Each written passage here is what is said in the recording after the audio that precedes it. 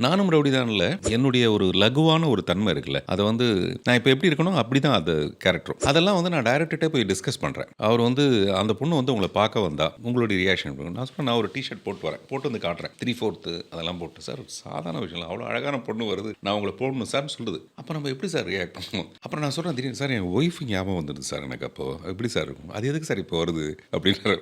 இல்ல சார் சும்மா அத வச்சுக்கங்களேன். ஒய்ஃப் ஞாபகம் நானா வந்து ரொம்ப நல்லவன் மாரி. ஐயோ! இப்போ பேபிய வந்து நம்ம என்ன சரி பார்த்துக்கலாம். ஓகே நீ போடலாம் அப்படின்னு சொல்றேன் நானு. அப்புறம் தான் எனக்கு தெரியுது அவ வந்து என்ன குத்த வந்திருக்கான்னு தெரிஞ்ச உடனே, சாரி பேபி அப்படின்னு. நானே 2ஆ இருக்கிறது பார்த்தீங்களா? இதான் மனுஷனுடைய இயல்பு. இங்க வந்து என்னுடைய கிரியேட்டிவிட்டினால என்னுடைய நடிப்ப வந்து நான் வித்தியாசப்படுத்திக்கிறேன். ஒரு செட் மெனு மாரி இல்லாம, நானே வந்து எனக்கு நானே ஒரு விஷயத்த கிரியேட் பண்ணி, நானே அதுக்கு பதில் சொல்லி, அந்த மாரி ஒரு விஷயத்த அத ரசிக்கிற அல்லது இத புரிஞ்சுக்கிற அல்லது அக்செப்ட் பண்ற ஒரு பெருந்தன்மையான ஒரு டைரக்டர் விக்னேஷ் சிவன் மாரி ஒருத்தர் இருக்கும்போது, நயன்தாரா மாரி ஒருத்தர் காதலிக்கிறது சாதாரண விஷயம்.